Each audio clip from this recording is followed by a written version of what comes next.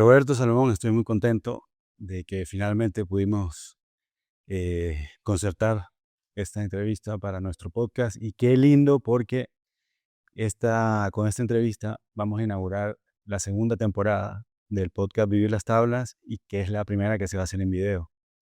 Así que Porque hasta la fecha lo han estado haciendo solo en audio. solo en audio. Tenemos 8 episodios, que es la primera temporada, pero fue solo en audio. Muchas gracias. Gracias a ti por la invitación. A ver, ¿cuáles fueron, cómo fue tu primera experiencia en el teatro? ¿Qué es lo que te hizo decidir dedicar tu vida a este maravilloso? Yo creo que es la necesidad de ficción que sentimos como niños, sobre todo cuando vivimos cosas muy fuertes y tenemos que escaparnos de una realidad que quizás es muy dura. Entonces, la ficción es lo que nos sirve de tabla de salvación. Por eso yo muy a menudo digo que el teatro me salvó la vida y es cierto.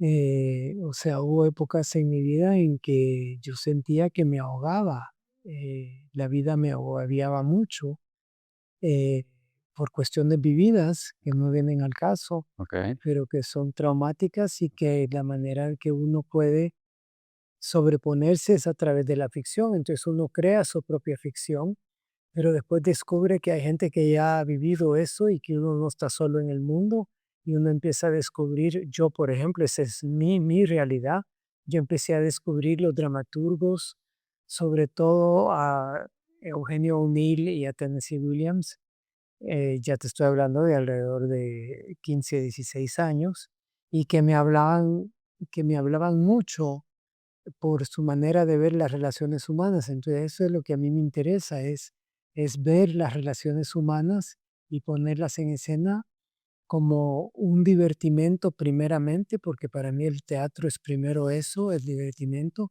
y luego eh, que esas relaciones a través de la alegría de ver algo, uno pueda cuestionarse su propia vida y cuestionarse cosas de su propia vida, ¿verdad?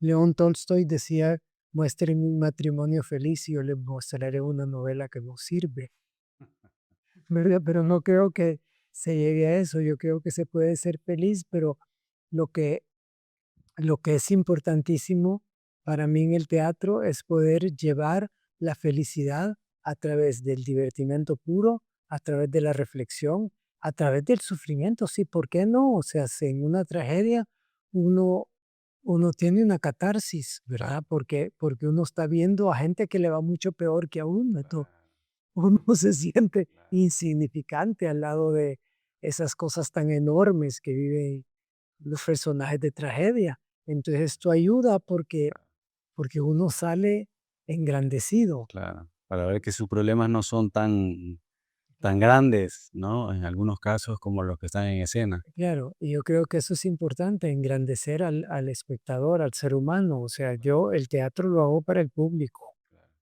lo hago para mí también y para los otros actores, pero principalmente es alguien, como dice Tom Stoppard, ¿verdad? El dramaturgo inglés.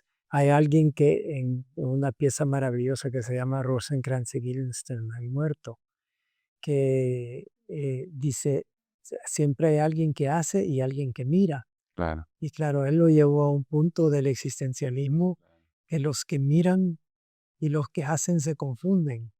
Y lo que están haciendo los están mirando. Entonces es como un espejo, ¿verdad? Claro. Hay una obra de Edward Albee que me encanta que se llama La pequeña Alicia, en que hay una casa y dentro de esa casa hay un modelo de la casa. Y adentro del modelo de la casa hay otro modelo de la casa. Y Qué dice, maravilla. sí. Y un personaje dice, sí, al infinito, ya entendimos. Ajá, muy bien. Pero ¿recuerdas cómo llegaste? ¿Viste una obra? ¿Dijiste esto me gusta? ¿O solo leyendo No, yo creo que fue en el colegio. en el colegio? En el colegio yo creo que por ahí por sexto grado, de repente me dieron un papel en una obra, yo no sabía lo que era. Pero después cuando yo estaba más o menos en quinto, sexto grado, vi una comedia musical, curiosamente la ópera de 3 centavos. Ok. hecha por el Drama Group de ese momento, que era un grupo de teatro aficionados que hacían teatro en inglés. Ok. Y yo me acuerdo, hasta hoy me acuerdo exactamente de quién hacía qué personaje, etcétera. Y eso es la cosa del teatro, que el teatro tiene una manera de imprimirse en el cerebro de uno. Así es. Por eso es que lo han prohibido durante tantos siglos, a través de los siglos. Claro. Todas las iglesias siempre prohíben el teatro, ¿verdad? Porque el teatro abre las mentes, Así hace es. pensar. Sí, definitivamente. Sobre todo hoy día es tan necesario, ¿verdad? Hoy día en que se está cuestionando el pensamiento crítico. O sea, de repente pensamiento crítico es como una mala palabra para la mitad de la población. Es tremendo eso. Sí. Fíjate que, bueno, esa es una pregunta que te tengo para más adelante, pero eh, cuando me dices eso, ¿estabas aquí en El Salvador o estabas afuera? No, estaba aquí en El Salvador, Estabas en El sí. Salvador. Ok. Para tener, digamos, un brochazo de los hitos más importantes en los que has participado y has puesto el empeño, y son hitos para el teatro de El Salvador. Yo empecé a hacer teatro y solo teatro a partir de los 17 años. Ok, Y ahí, a partir de ahí, o sea, el teatro era mi interés principal. de acuerdo. ¿Y cómo fue que llegaste?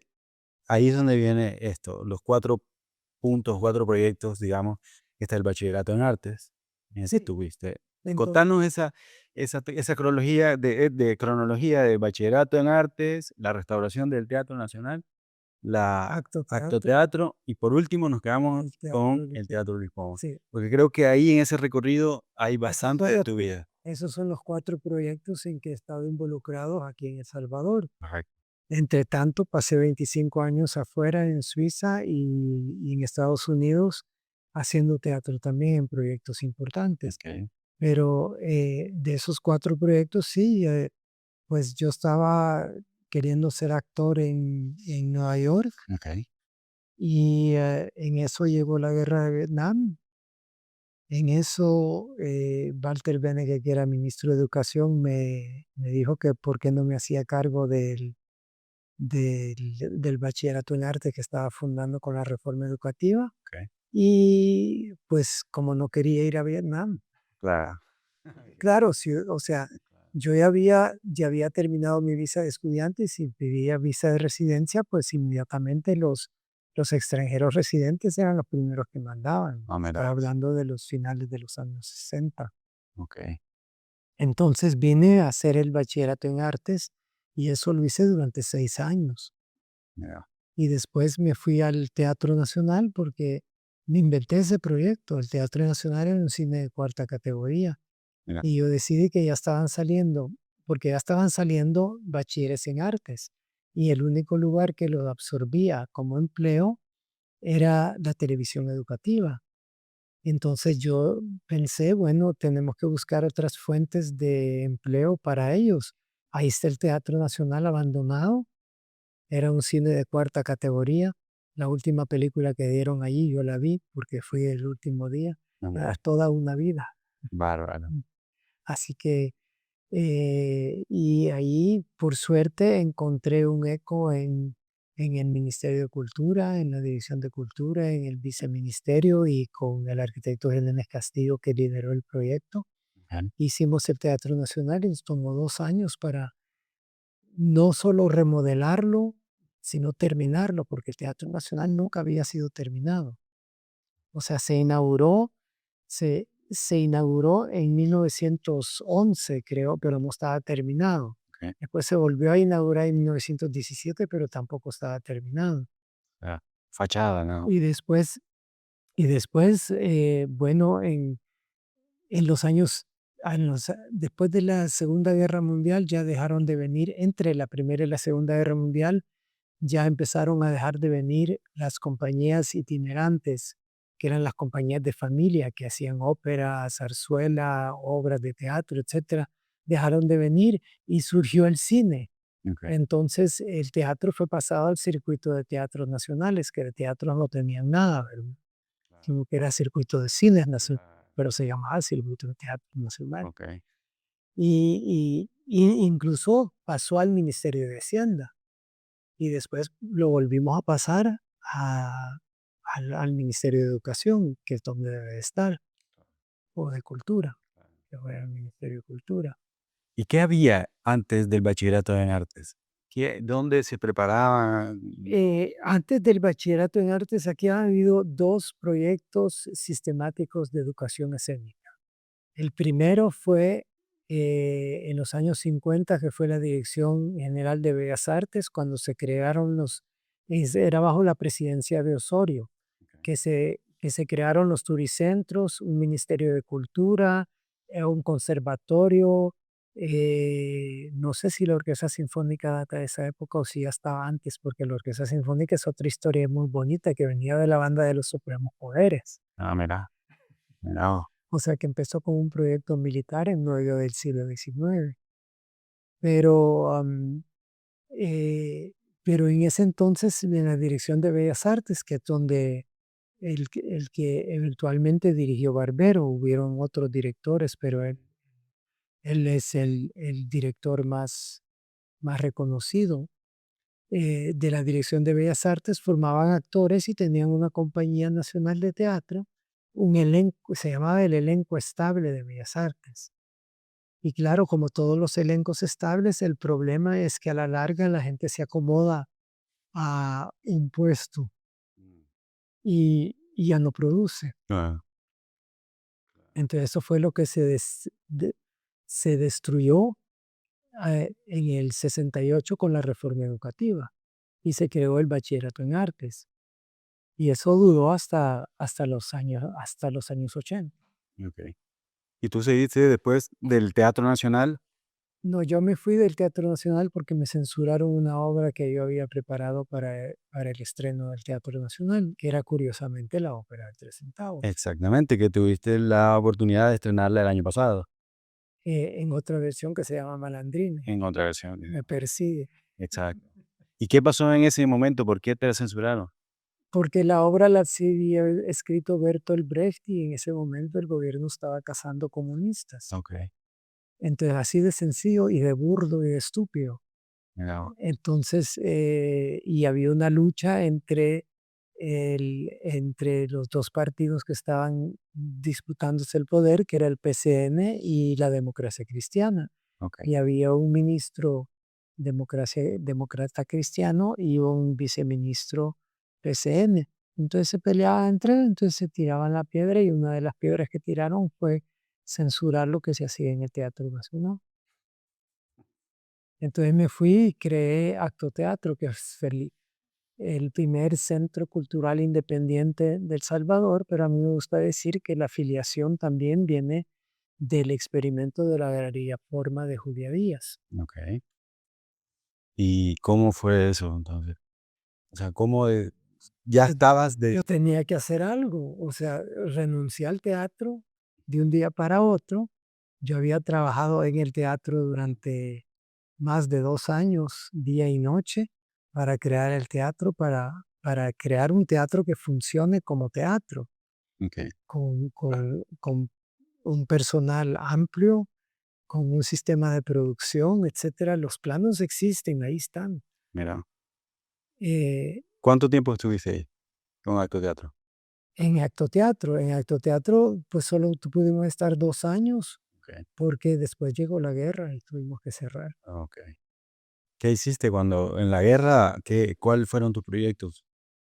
¿Qué? En la guerra me fui a Suiza, viví en Ginebra durante 25 años con viajes periódicos a Estados Unidos, donde estaba trabajando también en Vermont con un teatro de títeres, pero en Ginebra estuve como profesor en la Universidad de Ginebra y en la Escuela Superior de Teatro y dirigiendo teatro en distintos teatros.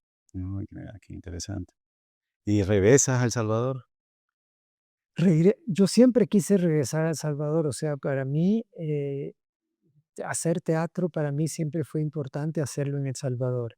Incluso cuando me iba muy bien en Ginebra, yo cuando tenía un estreno veía el público llegar y yo estaba bien contento, pero decía, ay, si esto fuera en El Salvador, ¿verdad? Es como una nostalgia Claro. que tenemos los salvadoreños que mucha gente no entiende. Va. Y Ombligo, como decimos, ahí está el ombligo. sí, así exactamente. Entonces en los años 80 empecé a regresar paulatinamente. Hice un espectáculo con dos monstruos sagrados, Dorita Ayala y Isabel Dada, que era Orinoco de Carballido. Ve- Y luego, como eran solo dos personas, entonces lo podíamos hacer. Y luego en 1991 me contactaron del Festival de Cádiz de España, que si quería dirigir una obra en El Salvador, pero con Sol del Río. Y yo dije que sí, Sol del Río eran todos mis alumnos. Ah, ¿qué obra era esa? Era Tierra de cenizas y esperanza. ¿Esa la escribiste vos? No. ¿Quién escribió esa? Sí, sí, fue una creación colectiva y luego la codificó Carlos Vélez. Ah, mira. O sea que la versión final él la reclama como suya, aunque es una creación colectiva. Ok. Ajá, entiendo. Muy bien. Eh, ya ahí de los 80 entonces te radicas en El Salvador a partir No, no, perdón, no, yo seguí trabajando en Ginebra. sí, Yo tenía muchos proyectos en Ginebra. Tenía una compañía de teatro en las montañas en Ginebra que tenía 15 años de trabajar con ellos también. Mi grupo de teatro universitario, mis trabajos profesionales y no quería abandonarlo todo de un solo.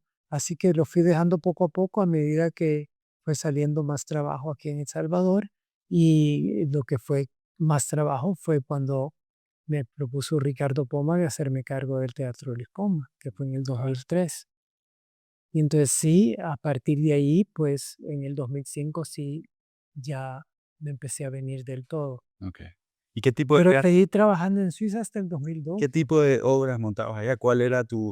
Qué, cuál era tu, Yo siempre he sido muy ecléctico en, ok, en mi selección de obras. También soy una persona contrario a muchos directores que le gusta que le impongan obras o que me propongan, no, que me sugieran. O sea, cuando vienen actores y me dicen, yo quisiera montar esto, y quizás algo que yo no conozco, entonces me empiezo a documentar y digo, ve qué buena idea, y esto, ¿cómo me llegó? No sé, pero bienvenido sea. ¿te pasa eso muy a menudo o es Me ha más? pasado como 3 o 4 veces en mi vida. Ok, Me pasó, así fue como comencé mi trabajo en Estados Unidos, en Vermont, que un titiritero vio una obra que yo había hecho y quiso que montar lo mismo, un espectáculo de improvisación con títeres.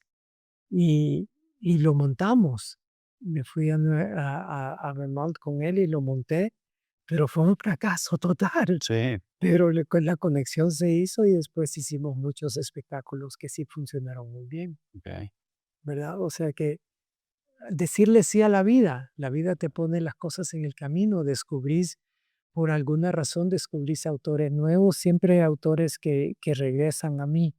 O sea, Shakespeare siempre regresa a mí, Tennessee Williams siempre regresa a mí, O'Neill siempre me ha aparecido en varias Ujú, ocasiones, o versiones eh, que un poco inspiradas en O'Neill, como Vargas Llosa, ujú. García Márquez, etcétera, ¿verdad? Porque hay que ver que el invento, el invento de esta dramaturgia que a mí me gusta, se desarrolló en los años 30 y 40, 20, 30 y 40, 1920, 30 y 40 en Estados Unidos, Claro, ¿verdad? O sea, el mismo García Márquez reconoce que sin las novelas de Faulkner él jamás hubiera escrito. sí, exactamente. Faulkner fue una influencia en el boom latinoamericano impresionante. Claro, Todos los sobre toda la literatura del sur, de donde sale Tennessee Williams. Entonces esto, y me gusta descubrir textos nuevos. Oscar Wilde es otro autor que siempre regreso a él. pero, ¿encontrás el texto y decís: "Este texto me gusta", o buscas el tema, o encontrás en los textos que te gusta la manera de contarlo, tocando algún tema que tenga que ver con qué? Todas las anteriores. Todas. Muy bien, excelente, Sí, excelente. depende. Hay una vez que monté Potestad de Pavlovsky, No sé si conoces la obra, es en la que se basó el secreto más terrible, se hizo René Novo. Em, Potestad, yo decidí que esta obra se tenía que montar en ese momento en Suiza para hacer conciencia de una cosa muy importante que estaba pasando en el mundo y era que las noticias que uno recibe no son la verdad, Claro, ¿verdad? Eso es lo que cuenta Pavlovsky, porque Pavlovsky tiene el don de escribir obras que te cuestionan a ti como espectador sobre cómo él te puede suscitar emociones que son emociones hacia un personaje que es el malo de la película. claro. ¿Qué haces vos, pues, no? ¿Qué hacemos nosotros Claro, claro, ante esa situación? Sí, claro. Y ahorita, por ejemplo, ahorita, bueno, ahorita estoy en una institución que desde hace 22 años estoy en una institución que es el Teatro Luis Poma, que está claro que como institución yo tengo que respetar los lineamientos de esa institución y el pensamiento de esa fundación. claro. Pero dentro de ese marco yo tengo carta blanca. A Okey, mí nunca me han censurado un espectáculo. de acuerdo. ¿Cómo es tu proceso de creación en un espectáculo? Pues yo otra vez contrario a otros directores, yo no puedo partir de la nada, yo tengo que partir de un texto. Yo por eso digo que yo no soy necesariamente un creador, yo soy un intérprete. Okey, Mozart es un creador, crea las notas, claro, ¿verdad? Un director de orquesta no es un creador, es un intérprete. claro. Entonces yo creo que como director de teatro yo también soy un intérprete, entonces yo necesito el texto. Hay directores que no necesitan el texto, que crean sus propios textos, Robert Wilson, Pina Bausch, etcétera. Pero fíjate, he nombrado a dos que siempre tienen mucho que ver con la danza. Sí, claro, claro que sí. O sea, yo necesito un texto para poder basarme en algo concreto. Entonces, una vez que tengo ese texto, yo trabajo mucho ese texto arriba para cuando los actores les entrego un texto, ellos ya saben exactamente algo en que anclarse. Luego, estoy totalmente abierto a diferencia de Hitchcock, yo no sé lo que los actores van a hacer, Okey, claro. Ajá, ¿verdad? O sea, yo los dejo improvisar mucho y no solo eso, pero yo solo puedo trabajar con actores que proponen ellos mismos. Yo con un actor que esté esperando que yo le diga qué es lo que tiene que hacer, no puedo trabajar. No funciona. ¿Ya? pero cuando decís que agarrás el texto, lo estudias, lo lees y se lo pasás a los actores, hay decía Leonardo Fabio que le decía a los actores, a un actor: "No interpretes el texto, interprétame a mí como director". O sea, se No, refería a la idea yo no soy así. se refería a la idea de qué va a contar. Es decir, el director propone, agarra el texto, propone una idea por dónde vamos a ir, y esa idea se la pasa a los actores, y los actores sobre eso empiezan a crear. Cuando vos decís que le entregás Pues el quizás texto, hago eso, pero sin decirlo.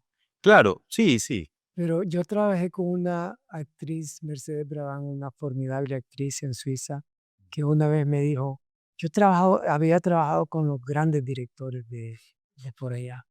Y, y una vez me dijo, yo he trabajado con muchos directores, la mayoría de ellos pretenden saber exactamente dónde van y cuando estoy actuando me doy cuenta que no tienen ni puta idea de dónde van. mira, Y tú decís que no tenés idea de dónde vas, pero cuando estoy interpretando para ti, me doy cuenta que sabes exactamente a dónde me quería llevar. okey. O sea que es como después ven, es ahí donde iba. Ujú. Es un poco manipulación, quizás, Sí, no, de sí, personalidades. sí, pero quizás lo que quería llegar era cuál es la libertad que le das al actor, porque hay hay algunas corrientes que piensan que hay en la autonomía del actor, y a mí me parece que es un poco vago eso de la autonomía del actor porque podemos estar contando diferentes cuentos, ¿verdad? O sea, tú cuentas tu cuento, yo me digo cuentito, pero al final no nos encontramos, entonces tiene que Claro, haber. pero para mí los actores, y lo vi ahora, les explicaba esto con el Shakespeare, con 11 mujeres, Sí, ¿verdad? Haciendo papeles de hombre y de mujeres, Epifanía de Reina. sí, sí. Eh, yo les decía, cuando había una cosa que yo veía que se iba por otro lado, le digo, no, es que es una sola obra, Exacto. no son 8 obras distintas, parecen 8 obras distintas, pero es una sola obra. Entonces, ustedes son como tantos barcos que han salido cada uno de su propio puerto, porque con su propia experiencia y con lo que traen y con, sobre todo, con las distintas maneras de abordar el trabajo, porque eran actrices que vienen de caminos muy, muy distintos. Sí, Entonces, pero mi trabajo como director es hacer que todos esos barcos lleguen al mismo puerto el mismo día, a la misma hora. correcto, de acuerdo. Y si uno se perdió por allá, pues hay que decirle que allá no es el camino. Exacto. Entonces, inferimos que le das la libertad siempre dentro de un marco, ¿no? Que vos querés, que vos tenés, un mapa que vos tenés, o sea, no necesariamente dicho, pero si vos estás Sí, pero claro. el marco, por ejemplo, es una escenografía y de repente un actor dice, es que yo siento de necesidad de atravesar el muro. Le digo, probalo, Claro, vamos a ver qué pasa. ok, Ah, claro, claro, claro. ¿verdad? Pero y después muchas veces se da cuenta de que eso no funciona. Pero hay veces en que lo que no funciona es la escenografía para lo que quieres hacer. Hay otras veces que no funciona el vestuario para lo que quieres hacer. ¿Cómo, qué esperas de un actor? Es decir, cómo debería ser, primero, cómo debería ser un actor en tu experiencia de tantos años, 60 años ya dirigiendo, ¿no? En teatro, Un poco más. un poco más. Ya tenemos una idea Sí, no, sobrada 60 años. sobrada de lo que es la actuación. Pero qué esperas vos de un actor? ¿O cuál es el actor que a vos te llama y dice, este? Que sea inteligente, que tenga sentido de humor, que tenga ganas de compartir, que sea generoso, que se aprenda su texto, Claro, por supuesto. Ok, que proponga, más que todo que proponga. ok. ¿Vale más un actor con talento o un actor con disciplina, con... Ándate a aquella mano. Claro, O sea, para mí, yo he trabajado con gente súper talentosa que no tenían ninguna disciplina y no sirven para un carajo. claro, No pueden hacer nada porque primeramente no, no saben repetir la genialidad que les sale. Sobre todo he trabajado con gente que no solo eran buenos actores, sino que excelentes músicos, excelentes bailarines, grandes pintores, pero que no podían repetir algo. Y un actor lo que tiene que hacer es, es repetir. Cuando se abre el telón, a esa hora tiene que producir esa magia. claro, claro. Entonces eso es 30% talento y 70% disciplina De acuerdo, y trabajo. de acuerdo. ¿Cómo distribuyes en un espectáculo tu presupuesto? Es decir, montas un espectáculo y qué porcentaje, digamos, del 1 al 100 le das a cada cosa. Depende del espectáculo, Mm, depende del texto y de lo que quiero hacer con el texto, ok, porque muy a menudo es la escenografía, más que todo es los actores. Para mí el presupuesto principal es los actores, porque si no hay actores no hay nada, pero hay obras mías que donde la escenografía es totalmente esencial a la obra. Y hay otras obras que miro y digo, ve, esto se hubiera podido hacer incluso sin escenografía.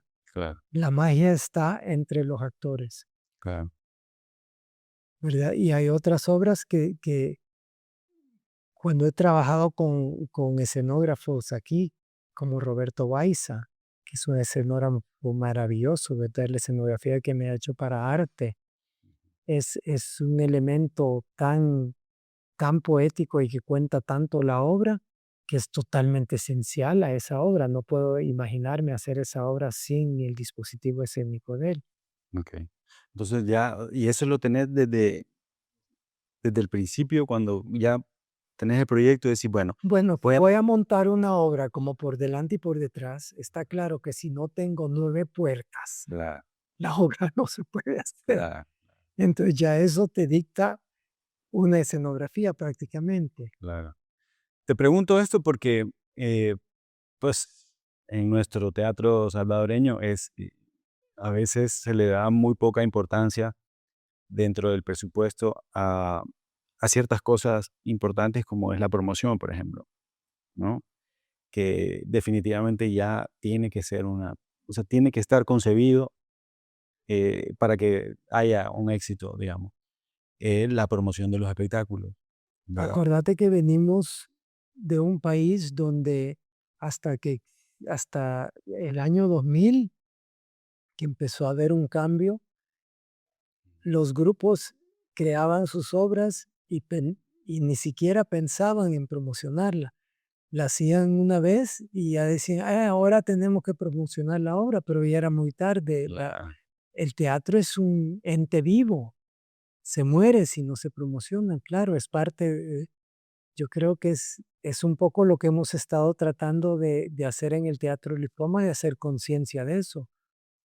Por claro, suerte, aquí tenemos toda una maquinaria de promoción. Bueno, tú estuviste en una sí, sí, temporada donde te das cuenta cómo contribuye la institución a la promoción y a la claro, publicidad. claro, También te da un sello que es importante para el público. claro. ¿Qué crees vos que le hace falta o qué le hace falta y qué tenemos de digamos que las ventajas y las desventajas del teatro actual en El Salvador? Yo creo que el teatro actual en El Salvador, de muchos aspectos, anda muy bien comparado a otros países, sobre todo con la calidad de los actores. Ahora, lo que pasa es que no hay una educación sistemática de actores. O sea, los diplomados que se ofrecen no son formación sistemática actoral, son eh, conocimientos de principiante. Ujú. O sea, ¿qué se puede hacer en un programa, en, u- en un programa de 3 años de cursos intensivos de actuación? Se puede formar actores. Es lo que hicimos en el bachillerato en artes.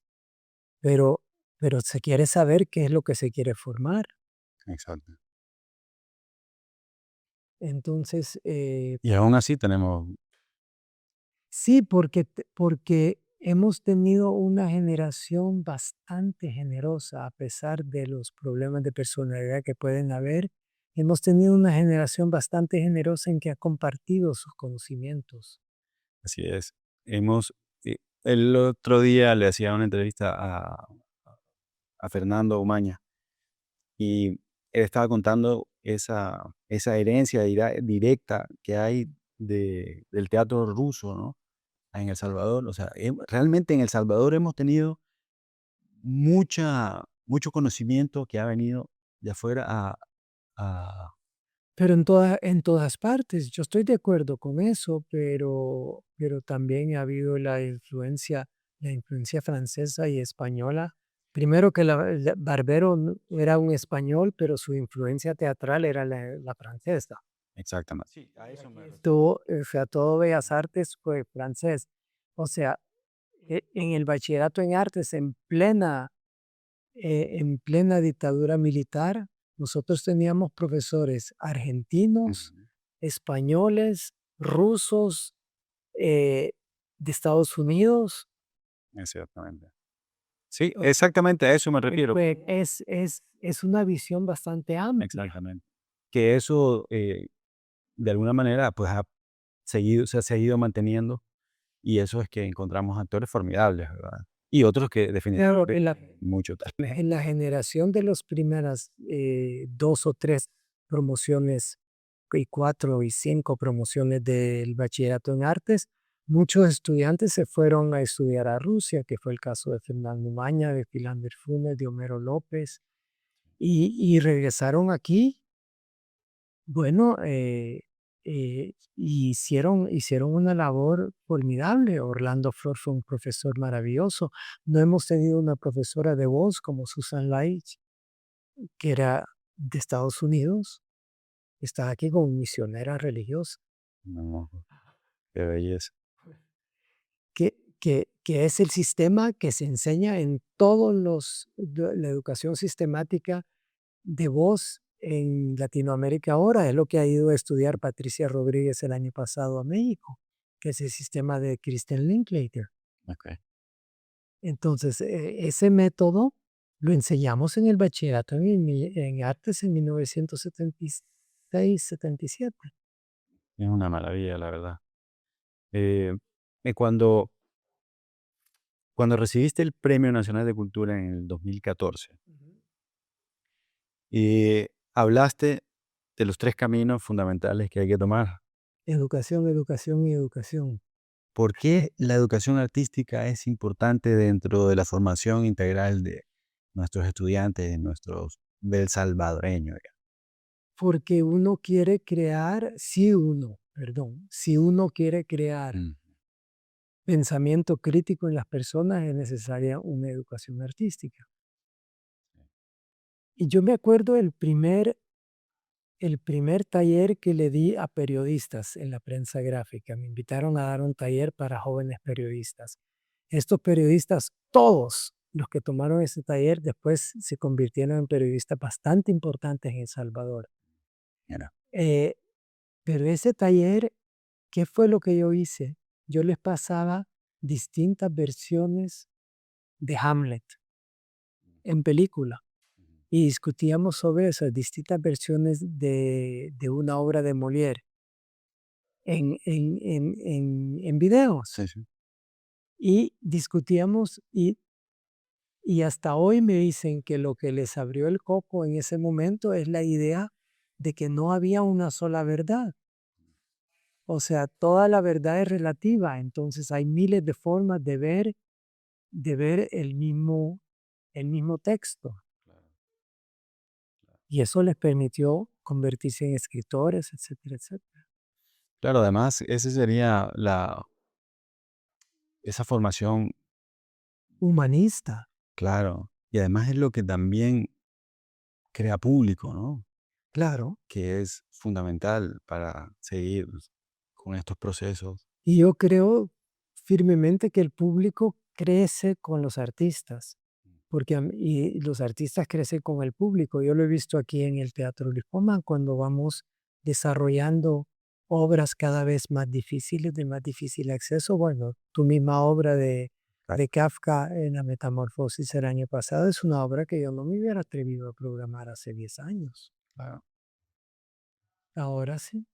Contame de eso, ¿cómo has visto vos el desarrollo, precisamente el desarrollo del público en, en, en esos años, en esos proyectos? Hay más criterio, ¿Sí? hay más criterio en el público. Tú hablas con el público ahora a la salida de una obra y te dicen más que qué bonito, ¿verdad? Claro, O me gustó o no me gustó. Aunque todavía estamos en pañales, ¿verdad? claro. Pero sí hay una un pequeño pulido que empieza a verse. Excelente, eso es maravilloso, la verdad. Contame alguna obra que recordés que haya sido una satisfacción, por decir una, digo, la que sentás que ha sido una satisfacción muy grande para ti, que hayas realizado algo Pues eso es como que me preguntes de quién de mis hijos que prefiero. era, exacto. Pero, Pero hay claro, obras que han marcado hitos. ah, Marat sabe. ok, sí, Marat sí. sabe que marcó un hito aquí en El Salvador, un antes y después. Eh, ¿Por qué? porque fue la locura suelta en escena. no había límite, todo se podía hacer. ¿Y calculaste vos cómo estaba el público No, ahora? no, ¿No? absolutamente. En aquel entonces, Sí, sí. no, eso es, Barat sabe, uno solo lo hace si sabe mucho o no sabe nada. Yo lo hice cuando no sabía nada. Enhorabuena porque fue un proyectazo, ¿no? Se realizó, definitivamente. Y sí, hay muchísimas obras que, claro, las más recientes son las que vienen a la memoria más rápido, pero esa de Sueño de Noche de Verano es otra obra que marcó un Esa hito. fue inmensa, ¿no? Fue además de productiva, además en términos de producción, fue Una gigante. producción gigantesca, porque el objetivo era mostrar de lo que es capaz el Teatro Nacional. Claro. Con esa inauguraste algo. ¿Cuál fue el contexto del montaje de la obra? ¿Era la reinauguración del teatro o no? No, no, no, no, no, era en el 97 y yo estaba haciendo una tesis para un máster en traducción y mi tesis era una traducción de Sueño de Noche de Verano para un público centroamericano. Oh, mira, Entonces, la idea fue de montar esa obra acá y conseguí ayuda del gobierno suizo, con cultura, en la empresa privada y la boletería. qué maravilla. Sí. Pero el objetivo era mostrar lo que se puede hacer con un escenario como el del Teatro Nacional, Claro, claro, claro. que ahora lo hacen en las comedias musicales, pero no en el teatro. Porque yo distingo la comedia musical del teatro, aunque me gusta mucho la comedia musical y la hago. Claro, claro, claro. ¿Cómo la ópera de 2 centavos de 3 centavos en cómo dónde la ubicas? La tuya, la que los Malandrines, ¿en qué la ubicarías? No, ese es una excusa para cantar las canciones de Kurt Weill traducidas por David Escobar Galindo. Okey. Entonces inventamos una línea narrativa para poder cantar las canciones. Maravilloso trabajo. La verdad es que yo salí conmovido, muy, muy, muy, muy, muy hermoso puesta. Todo, todo, las actuaciones, las cantantes, o sea, la verdad es que enhorabuena. No sé si te lo había dicho, creo que sí, Sí, sí, pero salí sí me acuerdo. emocionado de esa obra. ¿Cómo cuáles son los temas que ves vos que se están ves alguna línea en las obras que se montan sobre algún denominador común en los temas No, que se montan? ¿No?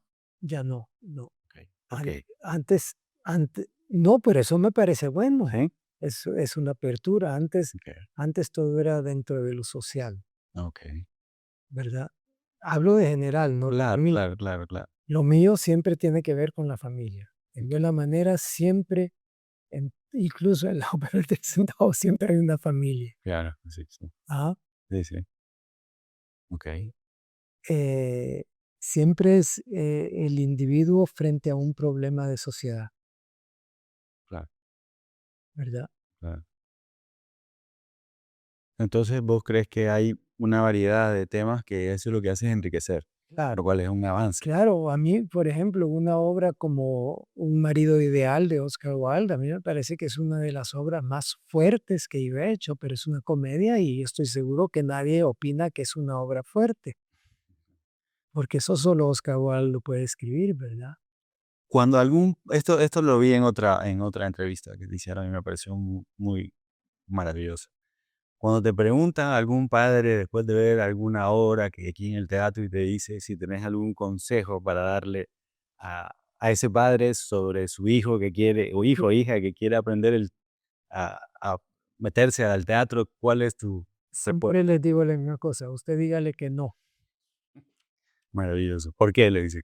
Sí, pues porque si tiene la pasión lo va a hacer de todas formas, pero usted tiene que decirle que no porque es muy arriesgado. Es una, así es. Es algo que tiene que construir uno, ¿no? Claro. Definitivamente. ¿Qué te falta por hacer? ¿Crees que te hace falta hacer algo en el teatro? Pues sí, hay obras que yo quisiera montar, claro. Sí, Eh, ahorita, en este preciso instante, en enero del 2025, el año en que voy a cumplir 80 años, Este año yo no necesito hacer una creación nueva porque el año pasado he hecho 2 creaciones importantes, Malandrines y Epifanía de Sí, Reyes.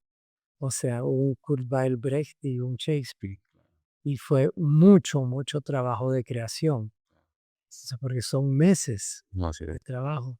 Entonces, ahorita no siento la necesidad de crear algo nuevo. Me gusta sacar del repertorio obras que han probado que son buenas y hacer esas obras.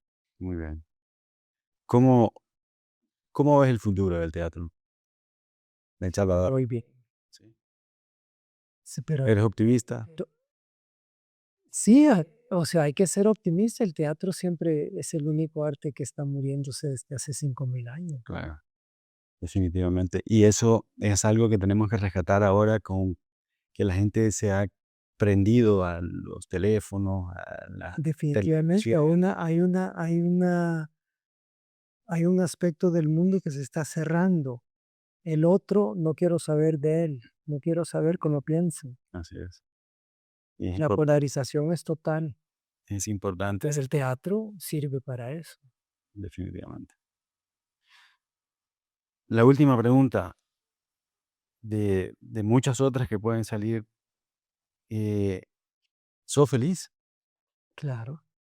Maravilloso. Pero no soy una persona feliz, pero estoy feliz. Ok, que eso es bastante. Roberto, muchas gracias por ese Gracias. tiempo.